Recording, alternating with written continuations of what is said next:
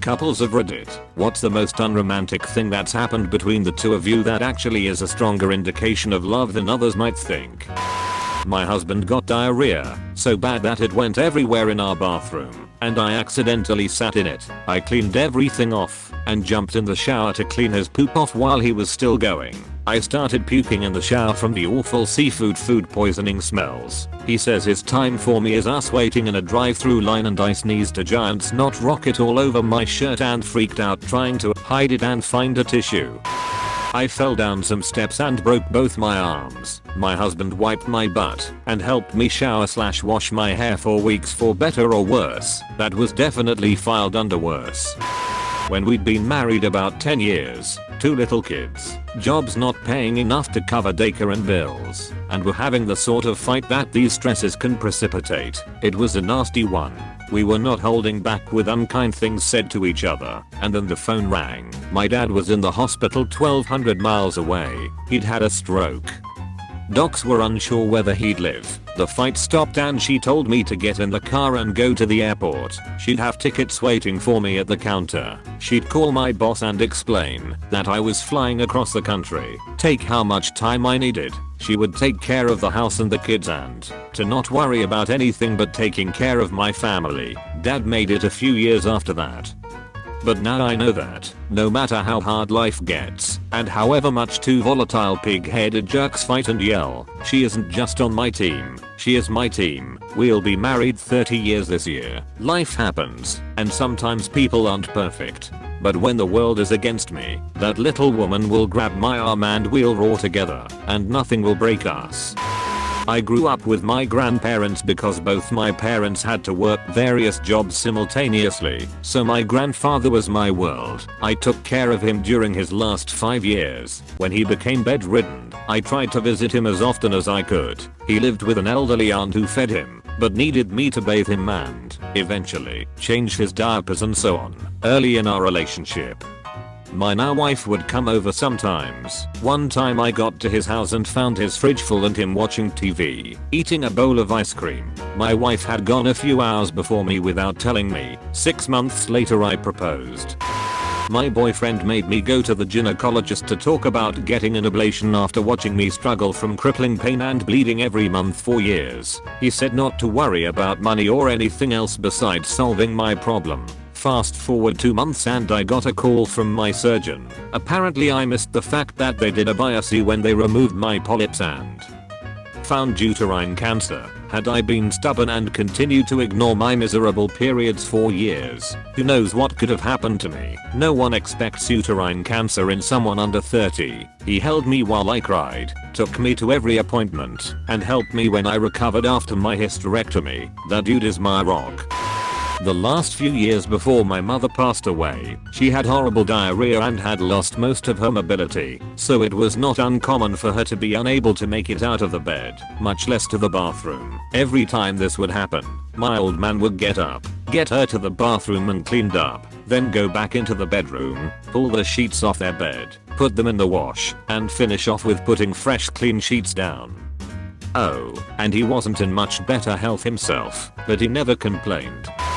My boyfriend texted me one day when he was at the gym that he believed his rectum had prolapsed. No idea how, but I started googling what we needed to do about it. I read that if it wasn't serious, you could just push it back in before going to a doctor, instead of heading to the ER. So what do? Put on a pair of gloves, lube my finger up, and kneel in front of him while he's lying on the bed attempting to push part of his rectum back into his anus. Turns out it was just a giant fucking hemorrhoid when he went to the doctors the next day, but I think that was a moment in our relationship where it was established that we both had complete comfort with each other. If your partner can try and shove part of your rectum up into your ass, then nothing is really too disgusting or gross to discuss.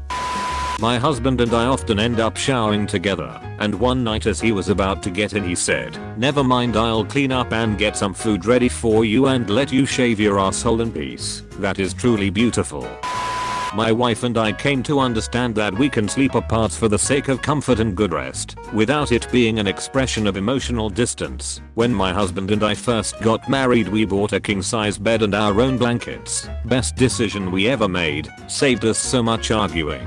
Some people I've told think it weird, but I'm free to cocoon in my blankets and he is free to only sleep under a sheet. Neither of us snore, so it works well. My husband's family lived across the country and used to send us boxes of their almost new good quality clothes that they no longer wore. The men clothes were great for hubby and sons, but the female clothes were always a bit too small as I had gained a lot of weight since they had seen me last. My husband always felt so bad for me. Then one time, my hubby lifted up a pair of pants out of the box and said happily, "These will fit you. They're huge." I still remember the look of horror that passed over his face once he'd realized what he'd said, but I loved the fact that he was happy for me getting a new pair of pants. I'm laughing really hard at this. My SO puked in the parking lot on our first date. Before we even got into the restaurant, I thought she was having second thoughts because she just got out of a horrible relationship. Nope, she was on her period and it was bad enough where she would puke. We are married now. If a woman is on a date with you, on her period, that's bad enough she will throw up in the parking lot. She really likes you or she has no food at home. I have a now 12-year-old daughter who is not biologically his. However, she calls him dad now and he always refers to her as his daughter. When she was about 10, he'd been moved in about 6 months. We were settling into things as a family. I was working and they were home hanging out and she got her first period. I had briefly had a couple small discussions. Enough that she knew what was happening, but was pretty unsure what to do. So he handed her some toilet paper, told her the basic girl trick of putting it in her underwear and took her to the store. He helped her pick out some pads, detoured to the ice cream, chocolate, chips, and bakery section and picked up Junior Advil just in case. They settled in on the sofa. He explained the basics of how to use it, showed her a quick YouTube video, made up a hot water bottle for her, popped her dirty clothes on to soak, and they snuggled and she talked about it and they googled answers if he didn't have them. I came home to them having a nap on the sofa looking like a slumber party exploded and a happy child. Probably one of the moments I've loved him the most. I had an ingrown hair cyst surgically removed from my butt crack. My SO had to help me stuff new gauze in the 1.5-inch hole in my flesh so it could heal properly. I bent over the bed while she removed the gauze used during surgery and she did her best. I ended up having to pull it out myself in the bathroom, leaving blood all over the floor and myself. Even after the trauma of trying to remove the first gauze, she came back to help me get the new gauze in place after I cleaned up. We called it my double butthole. Man, all of these are like medical conditions and crazy stuff like that. One time my girlfriend just said she wanted to see me but didn't want to talk to anybody after a rough day at work. So she came to my house and sat in my bed with me while I played video games until we both fell asleep. Didn't say a word other than hey when she got there and alright bed, love you. We were actually on a romantic getaway weekend in the mountains. I was still breastfeeding at the time. Right as we were getting ready for dinner, I had to break it to him that I had a plug duct and it was threatening to ruin our whole night, if not the whole weekend. I was very uncomfortable and I was worried about getting mastitis. My man went to town on that boob and sucked the plug out. I can't describe how awkward it is to breastfeed your own husband, but he had absolutely no qualms about helping me out. My wife was so sick, like could barely stand sick. She crawled to the toilet and was rolling and groaning from stomach pain. She's never been able to make herself vomit on command. I got her over the toilet, had her take a few deep breaths, and jammed my fingers down her throat with warning and permission. She demon spewed all over my hand in the toilet. Pretty chunky and sticky, but she felt so much better. As a girl that also cannot make herself vomit on command, this is really selfless.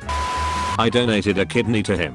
Then when his wound wouldn't close 4 weeks later, I packed and rested twice a day while trying not to make it obvious that the smell was making me gag. You do what you gotta do.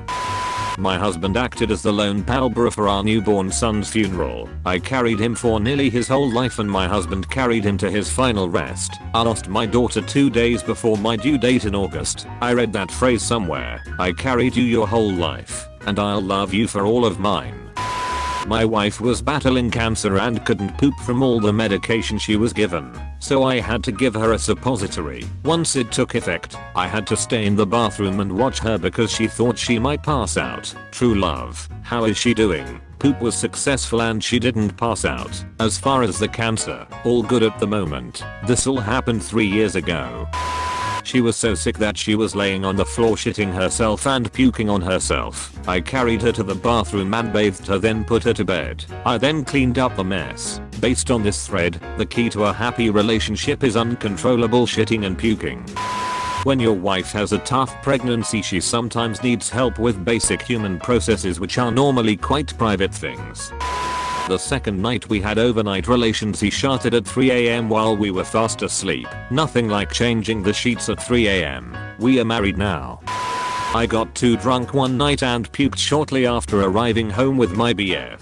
Didn't make it to the toilet in time, so I puked in the hallway. My BF cleaned it up while I continued puking in the toilet, undressed me, filled the bath up with like 2 inches of warm water, and helped me lay down in the bathtub. Then he washed my hair since it had vomit in it. The whole time I'm crying and apologizing, and he just continues to take care of me. Then he said he was going to go get me clean clothes and I sobbed, "Don't leave me, I'm going to drown." So he dried me off, carried me to our bedroom, dressed me, got me water and crackers, and still had sex with me when I felt better. I laughed pretty hard at the "Don't leave me, I'm going to drown."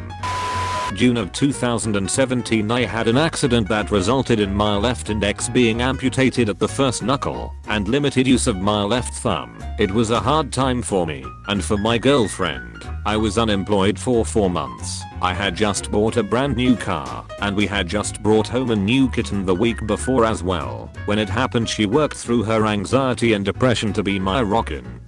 My time of need. She helped me more than I will ever be able to thank her for, and she still does. I'm reminded constantly of the struggles we went through, and I'm thankful for the amount she's done for me, even if she doesn't realize just how much she did. As someone who has a chronic health condition, these comments give me hope for a future relationship. We both got viscous food poisoning from Chipotle. We both had diarrhea and we were both vomiting for about 10 hours straight. We had one bathroom. It was a damn nightmare. I won't go too much into details because it was fucking gross, but the fact we still wanted to have sex with each other once we recovered was a really good sign. I'm assuming you meant vicious, but viscous makes it better. You have been visited by the smart studying doggo. You'll be blessed with good grades only if you subscribe to Comment Awards and like the video. PG!